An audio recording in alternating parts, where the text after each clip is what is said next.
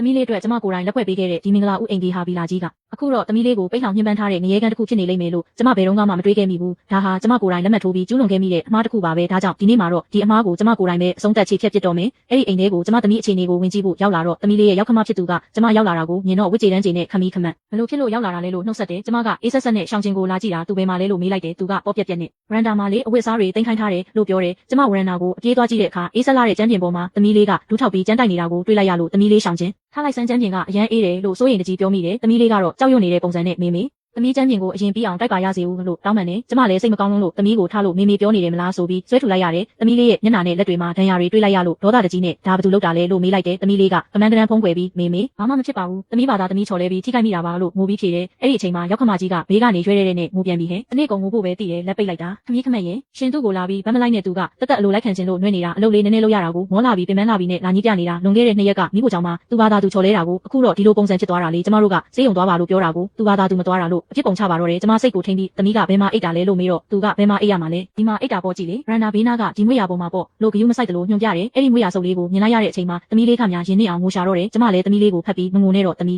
းအမေရှိတယ်သမီးလေးစုချင်းွာရဲ့သမီးကိုနှိမ့်ဆက်ညှဉ်းပန်းတဲ့သူတွေဘလို့ဖိုးခပေးရမလဲဆိုတာဒီနေ့မေကိုယ်တိုင်သမီးကိုပြသပေးမယ်လို့ဂရိပေးလိုက်တယ်ရောက်ခမကြီးကလည်းခါထောက်ပြီးခမေးခမတ်မေချင်းကဘာသဘောလဲရှောင်ချင်းကကျမတို့ကျိုးမိသားစုရဲ့ချွေးမပဲခမဖြစ်လို့အိမ်မှုကိစ္စခိုင်းတာဘာမှလို့လဲအခုသူရန်နာမှာအိတ်ရတာလဲယာယီပါပဲကျမကကျမ်းမာရေးမကောင်းဘူးခါးတွေခြေထောက်တွေနာနေလို့ဆရာဝန်ကနေအောင်ကြည်ရတဲ့အခန်းမှာနေရမယ်လို့ပြောလို့အင်ကြီးရဲ့အဓိကအိတ်ခန်းကြီးကအကျယ်ဆုံးနဲ့နေအောင်အကောင်းဆုံးမို့လို့ကျမပြောင်းနေတာလေဒါကိုကျမတို့သားကျိုးမင်ကျဲလဲသဘောတူပြီးသားပဲလို့ပြောင်းလင်းပြောင်းစားပြောပါတော့တယ်ကျိုးမင်ကျဲကဘယ်မှာလဲလို့ကျမမေးတော့သူကအလုပ်သွားပြီလေဒီမှာကိစ္စတွေအများကြီးရှိတယ်လို့ဖြေတယ်အဲ့ဒီအချိန်မှာကျမကသမီးလေးကိုရန်နာကကလတ်ထိုင်ပေါ်မှာအနားယူဖို့ဆွဲခေါ်သွားတော့ရောက်ခမကြီးကဟဲ့ရှင်သူ့ကိုအဲ့ဒီမှာဘာလို့သွားထိုင်ခိုင်းတာလဲကျန်းပြင်ကညစ်ပတ်နေတော့ပဲလေသူ့ခြေထောက်တွေကဘလောက်ညစ်ပတ်နေလဲကြည့်ဦးလို့အော်ဟစ်ပြန်နေကျမလည်းတီးမခံနိုင်တော့ပဲပထမအချက်ဒီဗီလာအင်ကြီးရဲ့ပိုင်ဆိုင်မှုစာချုပ်ပေါ်မှာရေးထားတာကငါသမီးရဲ့နာမည်ဖြစ်တယ်သူကအင်ရှင်စစ်ပဲသူထိုင်ကျင်တဲ့နေရာသူထိုင်ခွင့်ရှိတယ်ဒုတိယအချက်နင်ကဒီအိမ်မှာဧည့်သည်တက်ပဲမင်းမှာစကားပြောပိုင်ခွင့်လုံးဝမရှိဘူးတတိယအချက်သမီးရဲ့ခြေထောက်ဒဏ်ရာကဘာကြောင့်လဲဆိုတာကျိုးမင်ကျဲပြန်လာရင်ငါတို့အသေးချာမျက်နှာချင်းဆိုင်စရင်ရှင်းကြမယ်တကယ်လို့သမီးလေးဘာသာသူချော်လဲတာဆိုရင်ငါတောင်းပန်မယ်ဒါပေမဲ့တကယ်လို့မဟုတ်ပဲမင်းတို့နှိပ်စက်ထားတာဆိုရင်တော့မင်းတို့မိသားစုတစ်ခုလုံးဘယ်သူမှကောင်းကောင်းမွန်မွန်နေရမှာမဟုတ်ဘူးလို့ရာဇသံပေးလိုက်တယ်ကျမလည်းချက်ချင်းပဲဖုံးထုတ်ပြီးဟဲလို့လောင်ယူငါစုကျင့်ဟွာပါငါစီကိုအင်ဂျင်နီယာဆောက်လုပ်ရေးအဖွဲ့တစ်ဖွဲ့အခုချက်ချင်းအမြန်ဆုံးလွှတ်ပေးပါလို့လှမ်းပြောလိုက်တယ်ဖုန်းထဲကလူကဘာဆောက်လုပ်ရေးလဲ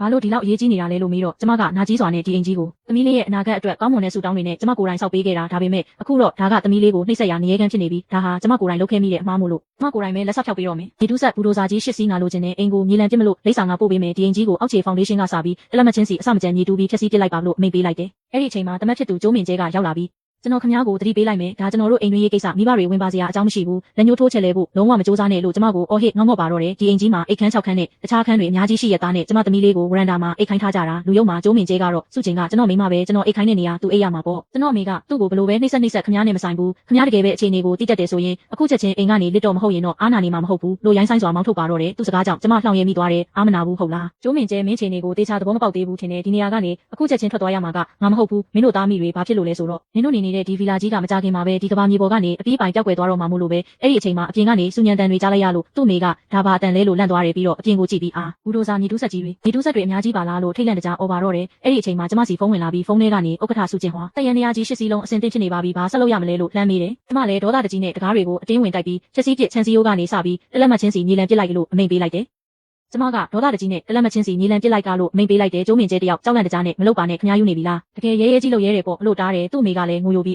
ီးငါအိမ်ကြီးငါဗီလာကြီးပျက်စီးကုန်ပြီလို့ရင်ဘက်စီတီအော်ဟစ်နေတော့တယ်ကျိုးမင်ကျဲကကျမကိုခြေတလုံးဖတ်မတက်တောင်းပန်တိုးရှိုးပြီးမေကျွန်တော်မှားပါပြီမဖြတ်ပါနဲ့တော့အခုချက်ချင်းရခိုင်းပေးပါတော့လို့အုံငိုပါတော့တယ်ကျမကတော့သူတို့ကိုဒေါသတကြီးနဲ့ပြန်ပြောလိုက်တယ်အိမ်ဟုတ်လားနင်တို့တွေသမီးလေးကိုဝရန်နာကိုမောင်းထုတ်တုံးကကိုဒါသူ့အိမ်ဆိုတာကိုမတွေးခဲ့ကြဘူးလားသမီးလေးကိုအစီကံတယောက်လိုခိုင်းစေနှိပ်စက်ပြီးရိုက်နှက်ဆဲဆိုနေကြတော့ကကောသမီးလေးကဒီအိမ်ရဲ့အိမ်ရှင်မစစ်စစ်ဆိုတာကိုမင်းတို့ဘာလို့မင်းနေခဲ့ကြတာလဲအခုမှတော့အားလုံးနောက်ကျသွားပြီးတော့ငိုနေတဲ့သမီးလေးကိုကြည့်ပြီးရှောင်ချင်းတေချာကြည့်ထားဒီအတန်နဲ့ဒီမြင်ကွင်းကိုရင်ထဲမှာမှတ်ထားလိုက်မင်းကိုတစ်နှစ်ပတ်လုံးပိတ်လောင်ပြီးနှိပ်စက်ခဲ့တဲ့ဒီနေရန်တွေကိုဒီနေ့မေကိုယ်တိုင်ဖြိုချဖျက်ဆီးပေးမယ်ဒီနေ့ကစပြီးသမီးလေးကိုဘယ်အရာကမှထပ်ပြီးပိတ်လောင်မနှိပ်စက်နိုင်စေရဘူးလို့အားပေးနှစ်သိမ့်လိုက်ပါတယ်သမီးလေးကလည်းမေဆိုပြီးရင်ခွင်ထဲတိုးဝင်လို့အားကိုတကြီးငိုတော့တယ်ကျမသမီးလေးရဲ့ဘဝကိုငရဲရင်းလိုဖြစ်အောင်လုပ်ခဲ့တဲ့သူတွေကိုဒီနေ့တော့ကျမကိုယ်တိုင်သင်ခန်းစာကောင်းကောင်းပေးလိုက်ပါပြီအိမ်နီးနားချင်းတွေကလည်းတညတကောင်ကြီးအိမ်ဖြိုနေတာကိုမြင်ပြီးဒီဗီလာကနေတာတစ်နှစ်ပဲရှိသေးတယ်အလှစင်နာတင်သိမ်းပေါင်းများစွာကုန်တာလင်းမယားရန်ဖြစ်တာနဲ့တင်ဒီလောက်အထိအင်ကြီးဖြက်စီးဖြစ်တာလားဆိုပြီးဝိုင်းကြည့်နေကြတယ်သူသားကရဲစီဖုန်းဆက်ပြီးစင်ဟူခရိုင်တီဖူလန်နံပါတ်8ပါကျွန်တော်အိမ်ကိုလာဖြတ်နေလို့မြန်လာပေးပါလို့အော်ဟစ်အကူအညီတောင်းတယ်ကျမကလည်းရဲတွေမလာခင်ဒီအဆောက်အုံရဲ့အဓိကအစိပ်ပိုင်းတွေတဝက်မကပြိုကျသွားအောင်ဖြိုဖျက်ရေးအဖွဲ့ကိုပုံမြန်လုပ်ဖို့ညွှန်ကြားလိုက်တယ်မကြခင်မှာပဲရဲတွေရောက်လာပြီးလုပ်ငန်းအားလုံးကိုရပ်တန့်ခိုင်းတဲ့ရောက်ခမကြီးကရဲတွေကိုမြင်တာနဲ့ရဲတပ်ဖွဲ့ဝင်တို့ရောက်လာပြီးပဲကဲကြပါအောင်အဲ့ဒီအယူမကကျမတို့အိမ်ကိုလာဖြတ်နေတာသူ့ကိုမြန်ဖမ်းပေးကြပါလို့ငိုယိုတိုင်တန်းနဲ့တားဖြစ်သူကလည်းဒီအဖွားကြီးကတမင်တကာသူတစ်ပါးပိုင်ဆိုင်မှုကိုဖျက်ဆီးနေတာပါလို့ထပ်ပြောတယ် ရဲကကျမကိုဒီအိမ်ကိုခမည်းဖြတ်ခိုင်းတာလားဒါကဥပဒေနဲ့မညီဘူးဆိုတာသိလားလို့မေးတဲ့အခါကျမကတီတီငိမ့်ငိမ့်နဲ့ပ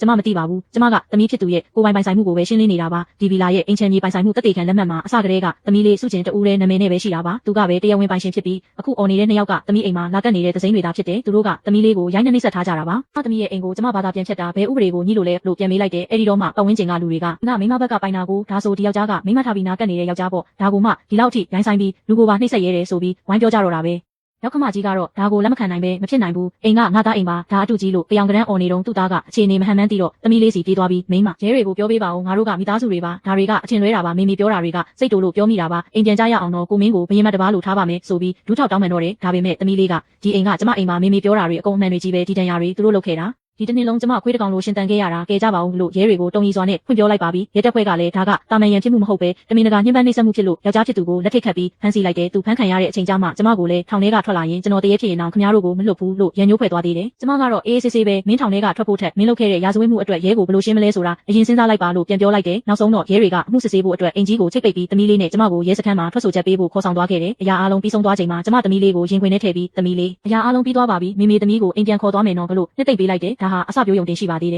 ကျမသမီးလေးကိုနာကျင်အောင်လုပ်ခဲ့တဲ့သူတွေကိုဥပဒေအရအပြစ်ပေးယုံတင်မကပဲသူတို့ဘဝတစ်ခုလုံးပျက်စီးသွားတဲ့အထိအဖိုးခပြန်ပေးဆက်စေရမယ်စုကျင်ဟွာရဲ့သမီးကိုဘယ်သူမှလွယ်လွယ်နဲ့လာပြီးအနိုင်ကျင့်လို့မရဘူးဆိုတာလူတိုင်းသိအောင်ပြသရပါလိမ့်မယ်ကျမကသမီးလေးကိုရေနွေးနွေးနဲ့ရေသွားချိုးပြီးကိုဘော်ကမကောင်းတဲ့အညှိုးမော်တွေအားလုံးကိုစေးကြောပစ်ဖို့နှစ်သိမ့်စကားပြောလိုက်ပါတယ်ဒီနောက်ကျမကလက်ထောက်ကိုသမီးလေးအတွက်အတွင်းခံကအစအပြင်ထိအကောင်းဆုံးအမှတ်တစိတ်အဝတ်စားတွေပြင်ဆင်ခိုင်းလိုက်တယ်သမီးလေးကငိုယိုပြီးကျမကိုတောင်းပန်တဲ့အခါကျမရင်ကျိုးမတက်ခံစားရပါတယ်သ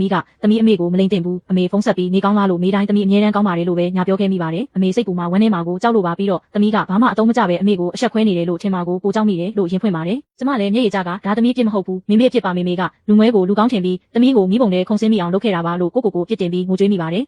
ယ်သမီးလေးပြန်ပြောပြတဲ့ဒုက္ခတွေကတော့အစပိုင်းမှာယောက်ျားဖြစ်သူကဟင်းချက်တာလက်ရမကောင်းဘူးတန်ရှင်းရေးတေချာမလုပ်ဘူးဆိုပြီးအပြစ်တင်တတ်တဲ့အတွက်သမီးကတကယ်ပဲကိုယ့်ဘက်ကလိုအပ်ချက်ရှိလို့ထင်နေခဲ့တာပါယောက်ျားဖြစ်သူကျိုးမင်ကျဲကလည်းငါမေကနှုတ်ချိုပေမဲ့စိတ်ကောင်းရှိပါတယ်လို့ပြောလေးရှိလို့သမီးကယုံကြည်ခဲ့ပြီးဟင်းချက်တင်နေတိုင်းတန်ရှင်းရေးလုပ်ပြီးအဝယ်စားတောင်အစ်စ်မဝယ်ဝွင့်ပဲနေခဲ့ပေမဲ့ဘာမှအရာမထင်ခဲ့ပါဘူးနောက်ပိုင်းမှာတော့ယောက်ျားဖြစ်သူကသူ့ရဲ့ဆွေမျိုးတွေကိုပါအိမ်ခေါ်တင်ထားလို့အင်ကြီးတအိမ်လုံးပယမ်းပါတာဖြစ်သွားခဲ့ရပါတယ်အဲ့ဒီအပေါ်သမီးကစကားတခွန်းပြောမိုံနဲ့တင်ကျိုးမင်ကျဲကသမီးကိုလူမှုရေးမသိတတ်ဘူးဆိုပြီးရိုင်းဆိုင်ဆဲဆိုခဲ့ပါတယ်ပထမဆုံးအကြိမ်လက်ပါပြီးအကြမ်းဖက်ခံရတာကတော့သမီးကစကားတခွန်းပြန်ပတ်လိုက်မိလို့ပါပဲအဲ့ဒီနေ့ကစပြီးသမီးဟာအဲ့ဒီအိမ်မှာသူစိမ့်တယောက်တက်တာဖြစ်မှန်းသဘောပေါက်သွားခဲ့ရပါတယ်သူတို့ကသမီးရဲ့ဖုန်းနဲ့ပတ်စံတွေကိုအကုန်သိမ်းထားပြီးအပြင်အောင်ပေးမထွက်တော့ပါဘူးကျမဖုန်းဆက်တဲ့အချိန်တိုင်းမှာလည်းကျိုးမင်ကျဲကဘေးကနေစပီကာဖွင့်ပြီးနားထောင်စောင့်ကြည့်နေခဲ့တာမို့သမီးကဖုန်းထဲမှာသမီးအဆင်ပြေပါတယ်သမီးတောင်းပန်ပါတယ်လို့ငိုပြီးလိန်ပြောခဲ့ရတာပါကျမကဖုန်းကိုက်လိုက်တော့တစ်ဖက်လူကမင်္ဂလာပါကျောင်းစုကျင့်ဟွာနာမည်နဲ့မျိုးသမီးလားခင်ဗျာကျွန်တော်ကကျိုးမင်ကျဲရဲ့ဖခင်ကျိုးကြံကောပါလို့မိတ်ဆက်ပါတယ်ကျမကအေးဆက်ဆက်နဲ့ဘာကိစ္စရှိလို့လဲလို့မေးလိုက်တဲ့အခါကျိုးကြံကောကခမဲကြီးကလေးတွေကိစ္စကျွန်တော်ကြားပြီးပါပြီကျွန်တော်ဘက်ကတုံတင်ဆုံးမမှုအားနည်းလို့ပါဝန်ကွေ့လန်ရဲ့ရိုင်းဆိုင်မှုအတွက်လည်းကျွန်တော်တေချာမဆုံးမနိုင်ခဲ့လို့ပါသူတို့ကိုစားခမီးခမက်နဲ့ဆောင်ချန်လေးကိုတောင်းပန်ပါတယ်လို့လာရောက်ကာကွယ်ပြောဆိုပါတယ်ဒါပေမဲ့ကျမကတော့တောင်းပန်ဖို့မလိုပါဘူးရှင်းစကားတွေကိုတရားသူကြီးရှေ့မှာပဲပြောဖို့ခြံထားလိုက်ပါလို့ပြက်ပြက်သားသားတုံ့ပြန်လိုက်ပါတယ်ကျိုးကြံကောကလည်းလေတံပြောင်းလာပြီးစုကျင့်ဟွာလူဆိုတာနောက်ရေးအတွက်လမ်းစာချန်ရတယ်အမကဒီလောက်အထိ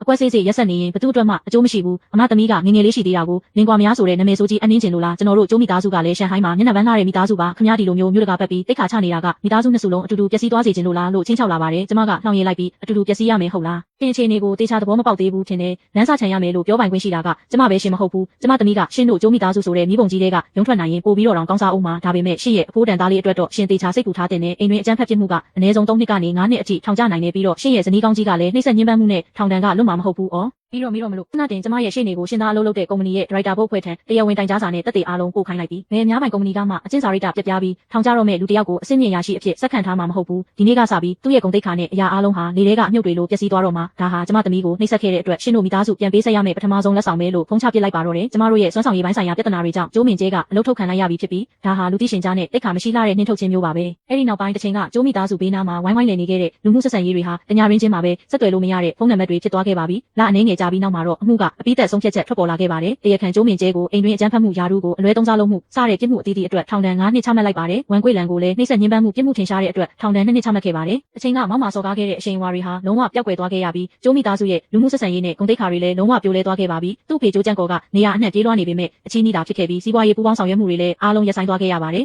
မိသားစုစီးပွားရေးပြိုလဲသွားပြီးနောက်ကျိုးမိသားစုဟာလည်းစီးပွားရေးလောကရဲ့လှောင်ပြောင်စရာဖြစ်လာခဲ့ရပြီးရှင်းမှုခရိုင်ကအဲ့ဒီပျက်စီးယိုယွင်းနေတဲ့ဗီလာအကျွင်းကြံတွေကတော့မြို့တစ်မြို့လုံးသိရှိတဲ့အရှက်ရစရာပြရုပ်တစ်ခုဖြစ်လာခဲ့ပြီးအားနည်းသူကိုနှိပ်စက်ပြီးသူတစ်ပါးရဲ့ဂုဏ်သိက္ခာကိုနင်းချေခြင်းတဲ့သူတွေအားလုံးအတွက်သတိပေးချက်တစ်ခုဖြစ်လာခဲ့ပါတယ်။သမီးလေးဟာကွာရှင်းပြတ်ဆဲမှုကိုအစဉ်ပြေပြေဆောင်ရွက်နိုင်ခဲ့ပြီးလုံလောက်တဲ့နစ်နာကြေးတွေကိုရရှိပြီးတဲ့နောက်မှာတော့သူမဟာအဲ့ဒီမနှပခဲ့တဲ့တိတ်ဆိုးတွေကိုလုံးဝဖျက်တောက်နိုင်ခဲ့ပါပြီ။ကျမကတော့သမီးဖြစ်သူရဲ့ဘေးနားမှာအမြဲတမ်းစောင့်ရှောက်ပေးနေမှာဖြစ်ပါတယ်။တစ်ချိန်ကသမီးကိုပိတ်လောင်ထားခဲ့တဲ့တန်းအောင်အိမ်ကိုမြေလံလိုက်ပြီးဖြစ်လို့ကျမတို့သားမီးရဲ့နောက်အနာဂတ်ဘဝမှာတော့ပွင့်လင်းဖြောင့်မတ်တဲ့လမ်းခရီးနဲ့အလှပဆုံးသောနေ့ရက်တွေသာကြန့်ရှိပါတော့တယ်။